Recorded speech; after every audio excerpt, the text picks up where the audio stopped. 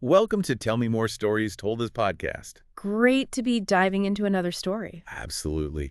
Get ready, everyone, because today we're really going deep. We're exploring the incredible life and legacy of Aaliyah Dana Haughton.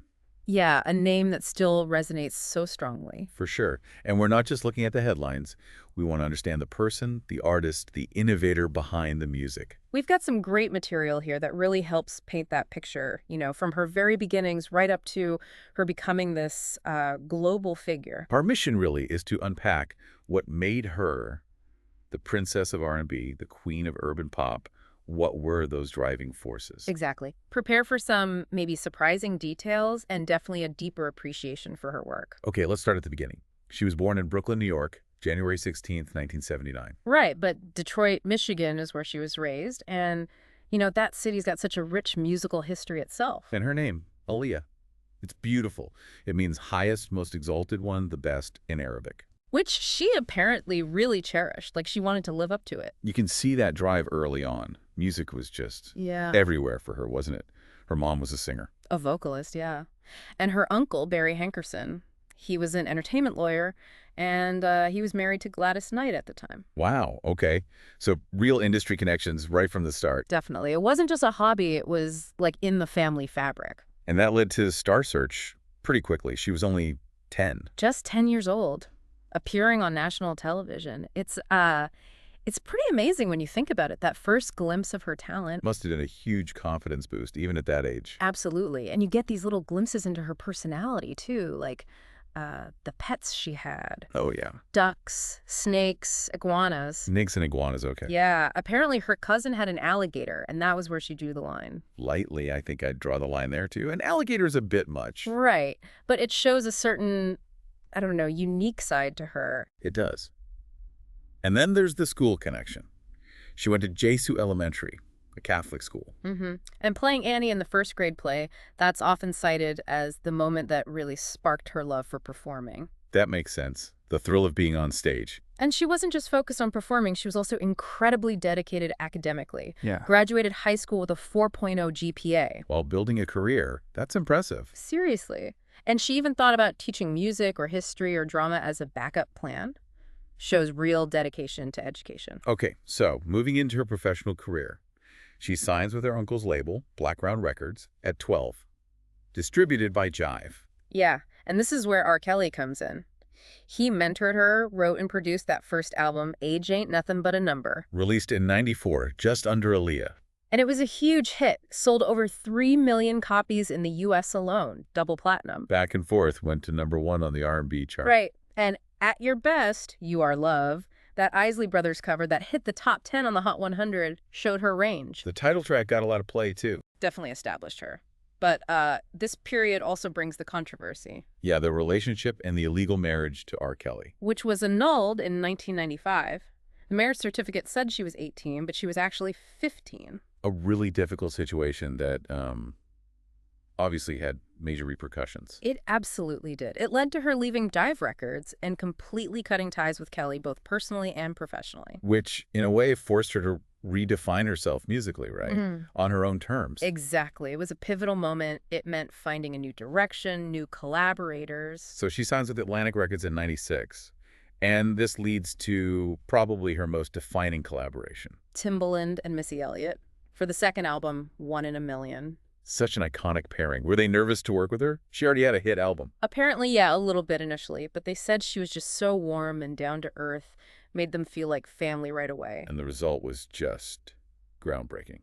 Totally. One in a Million was such a sonic shift, more mature, that futuristic electronic R&B sound that Timbaland became known for. And it went global.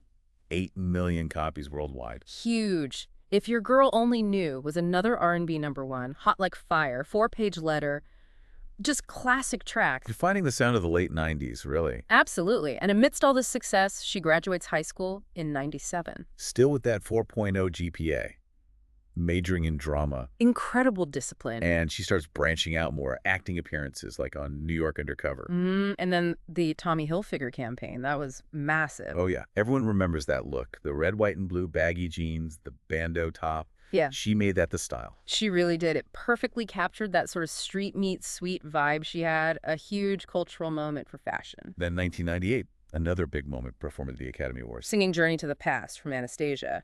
And she was the youngest singer ever to perform at the Oscars. Just incredible pressure, and she handled it. Absolutely. And that same year, she drops Are You That Somebody for the Dr. Dolittle soundtrack. That song still sounds fresh today. It was so different. Totally innovative. That stuttering beat, the Baby Coo sample, it got her first Grammy nomination. Deservedly so. It really showed where music was heading, and she was right at the forefront. Pushing boundaries, taking risks. You could really hear her confidence growing. Okay, so the year 2000 arrives, and she makes her big screen debut. Romeo Must Die, alongside Jet Li. Which was a big hit at the box office. Yeah, it did really well. And she wasn't just acting in it. She executive produced the soundtrack. Right. And contributed 4 songs, including Try Again. Try Again. What a track. And it made history, didn't it? It did. First song ever to top the Billboard Hot 100, based purely on radio airplay. No physical single initially. That's wild. Shows the power of that song. And the video was huge, too. Won multiple MTV VMAs. Got her another Grammy nomination. It just cemented her status as a true multimedia star. So while all that's happening, she's also filming her next movie. Queen of the Damned. Yeah. Playing the vampire queen Akasha. And working on her 3rd album at the same time. Her self-titled album, Aaliyah, which came out in July 2001. A very busy, very creative period for her. Definitely. And that Aaliyah album, it felt like another evolution. Yeah. More mature, maybe a bit darker, more introspective. It debuted really high, number 2 on the Billboard 200. And then, tragically, it hit number 1 after her death. Tracks like We Need a Resolution, Rock the Boat, More Than a Woman, you can hear that growth. For sure. Critics really noted how she kept pushing herself musically.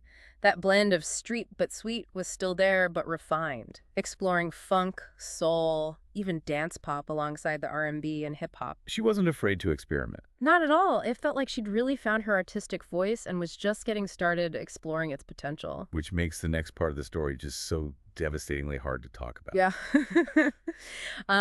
August 25th, 2001. She was just 22 years old, after filming the music video for Rock the Boat in the Bahamas. The plane crash. Her and 8 other people lost their lives. Just unthinkable. And the details that came out later about the crash itself. They're deeply upsetting. The plane being overloaded, way over its weight limit, and the pilot, unqualified, with substances found in his system. Just a needless tragedy. The news just sent shockwaves everywhere.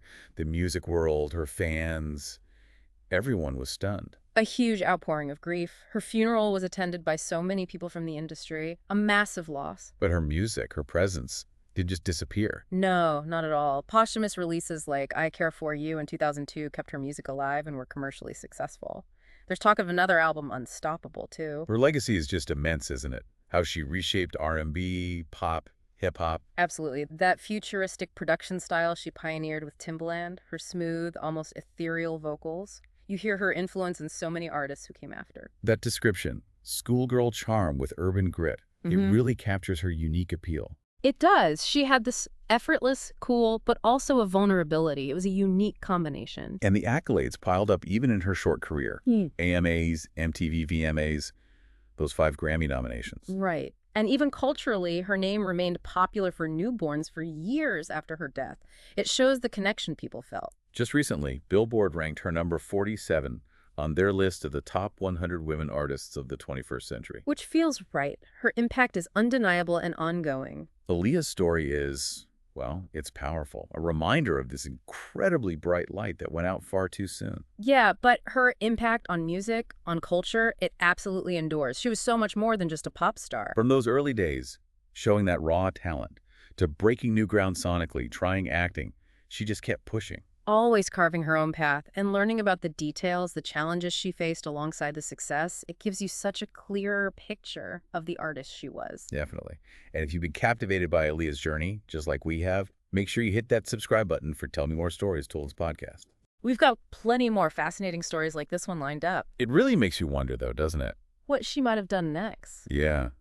What other musical innovations were coming? What directions would she have explored in film? Her potential felt limitless. It really did. And that lingering question is, I think, a testament to just how influential and forward thinking she truly was.